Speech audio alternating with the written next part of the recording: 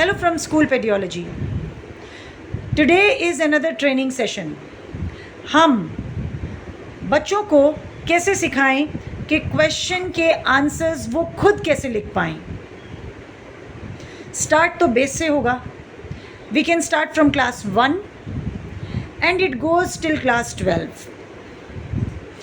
From class 1st to 5th, it is always important that we should start from short liners. हम बच्चों को question understand करवाएं और उसके आंसर्स को फ्रेम करना पहले 1 सेंटेंस में और फिर 2 सेंटेंसेस में बताएं.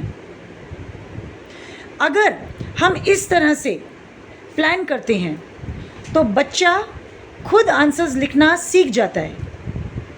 और if the chapter understanding is very good, then he would be able to write more than 2 to 3 lines. Class 5 तक लॉन्ग आंसर्स का कॉन्सेप्ट आता है. मैं ये नहीं कह रही हूँ नहीं आता है, but it has to be planned.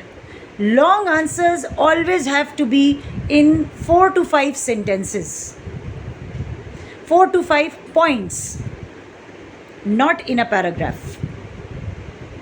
Class 6 से बात करें तो चैप्टर अंडरस्टैंडिंग जो हम क्लास 1st to 5th में एक इजी लेवल पर लेकर जाते हैं, 6th to 7th में उसे और डीप लेके जाना पड़ता है. क्वेश्चंस में हमें एक्स्ट्रा क्वेश्चंस भी देने पड़ते हैं, हमें शॉर्ट लाइनर्स भी चैप्टर में से निकालने पड़ते हैं. और लॉन्ग आंसर्स के लिए हमें बच्चे को इस तरह से प्रिपेयर करना चाहिए कि क्लास में हम लॉट ऑफ ग्रुप डिस्कशंस करें चैप्टर से रिलेटेड. एक जीडी का चैप्टर से रिलेटेड डेफिनेटली पीरियड होना चाहिए for each and every chapter. This is from class 6 to 10th.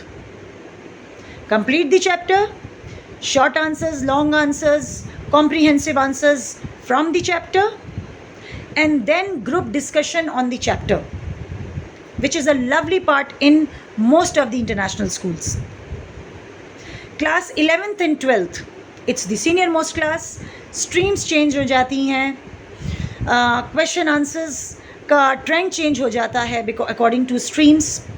इसमें हम सिर्फ बच्चे को ये अंडरस्टैंड करवा सकते हैं because they are grown ups, so they should understand the question and should able to answer according to question only, not any additional thing here and there.